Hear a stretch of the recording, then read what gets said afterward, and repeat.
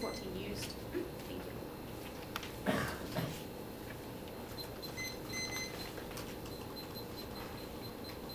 Okay, the order is going to be the Iraq oil disad, solvency,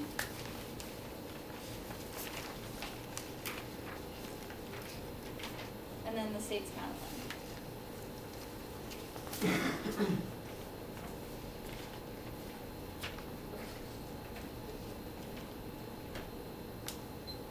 First, on the Iraq oil disad, the story is pretty simple. What we're saying is that high prices are guaranteeing Iraqi stability now because they're using oil revenues to fuel things like reform measures and funding like education and things like that. However, when the price of oil drops as a result of increased investment in renewable energy, that will cause instability in Iraq because they won't have sufficient budget to fund police, education, things like that, and that instability will draw in other nations, and that leads to our Corsi impact. Our Corsi impact says that civil war in Iraq would be devastating and would draw in many other powers who would try and take advantage of instability to fuel nuclear conflicts. This could involve countries like India and Pakistan, or Iran, other countries in the Middle East that have either nuclear or just high weapons capabilities, and that would fuel a global nuclear war, which would be avoided by allowing oil prices to remain as they are.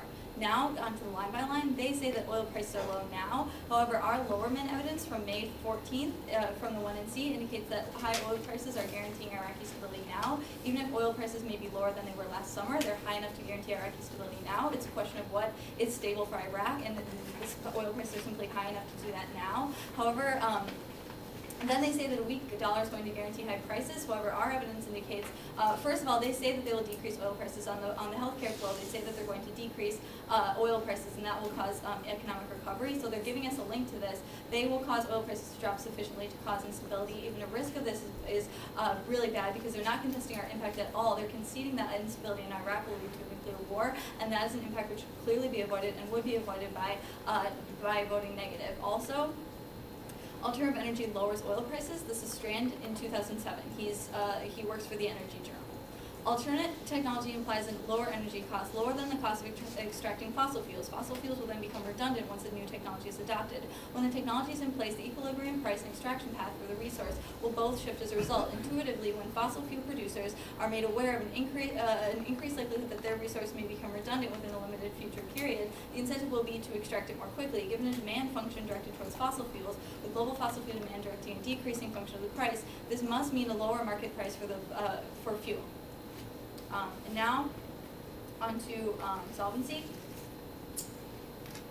First, extend our argument that solar panels fail because they're expensive. They say that they're cost competitive and they will be in 2015. However, this proves that the app is unnecessary because we've already shown that peak oil isn't coming, and the only reason that the plan needs to happen before 2015 is because peak oil will hit in 2010 according to the affirmative. But if solar power is going to become cost competitive in 2015, there's absolutely no reason for you to vote affirmative because the solar panels will already become competitive on their own in a soft transition in the status quo. So you shouldn't vote affirmative. Next, extend our Chinese news evidence in 2008 evidence which indicates that the production of certain components for solar panels leads to toxic waste dumping in China. They say that they only incentivize production in the United States. However, our evidence indicates that U.S.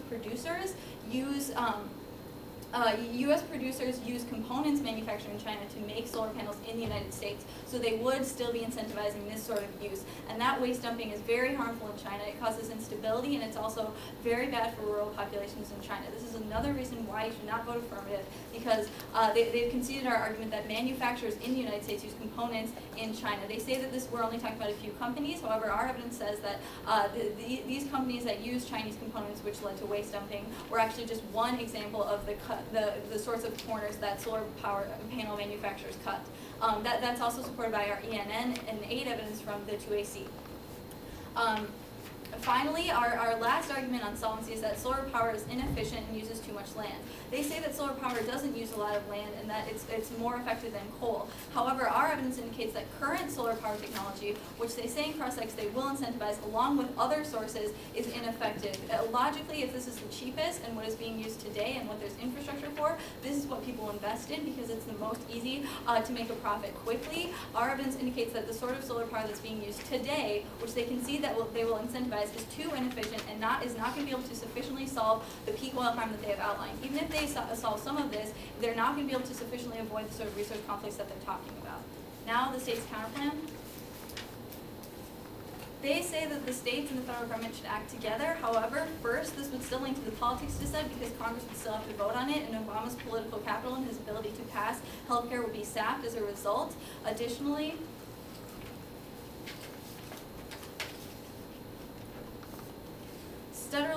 state and federal government powers, the PERM would force preemption. It's impossible for the plan and the counterplan to exist. This is Huffman, a lawyer, and Weisgall, Vice President of Mid-American Holdings in the winter of 2008. The best case for federal preemption would arise if the federal government instituted a similar system. Any program that created a nationwide price would likely be interpreted as directly conflicting with state programs. Courts would probably hold that federal effort would occupy the field of greenhouse gas emissions. Some congressional leaders are advocating for express preemption. Once a national economy-wide cap-and-trade program is adopted, state or regional cap-and-trade programs may interfere with the efficient functioning of the federal cap-and-trade program. Compliance costs and overall system costs are likely to be higher than in any duplicative system of federal and state regulation. An express preemption clause would be part of any final bill. So this means that the state's counterplan, you should vote for it alone because our evidence indicates that the state governments are going to be better at offering incentives for solar panels because they have local knowledge about what sort of solar power will be most effective in those areas. That's our McKinstry and Dernbach and 8 evidence from the London Sea. They say that there's going to be preemption and that state action together is impossible. However, you can refer to the piece of evidence that I just read because it talks about how preemption will only occur in the event that a federal policy regulating alternative energy already exists. Their own inherency contention makes the argument that there's no incentives for solar panels now, meaning that if the states incentivize solar panels, the federal government won't preempt unless there's an existing policy. So their own inherency evidence indicates that there will not be a preemption because there's not a federal policy now. Next, they say it's abusive for us to claim that the 50 states will act together.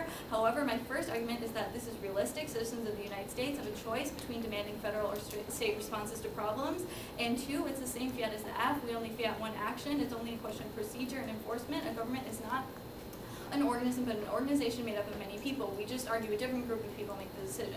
And 3, literature checks. Literature demonstrating a real-world choice between a single federal action or state-by-state responses justifies the counterplan. All debates should be about what literature refers to. And 4, it's uneducational to ignore the possibility of state action. Federalism is a key part of U.S. State versus federal action is a key part of U.S. politics. All issues should be heard to improve our understanding of the topic. And 5, it's justified by abuse of the term federal government. They initiated the discussion of state jurisdiction. The counterplan is a justified response. And finally, uniform state action is feasible and realistic fiat. This is Abram in Case Western Reserve University in 1982. The Supreme Court's inaction has prompted commentators to emphasize the need for uniform state action. The UCCJA was drafted to meet that need. This proves that states have acted together in the past when they thought that federal action was insufficient. He also makes the argument that states will race to the bottom, meaning that there will be less enforcement if state governments are competing. However, our ANDO and 7 evidence cites studies which say that actually states are in competition for renewable markets, means they'll be more likely to enforce and offer more incentives because they want to attract these solar panel industries to their states. So that if anything, the state's counterplan would solve the case better because states have better local knowledge and they're going to compete with each other for hosting solar panel producers in their states.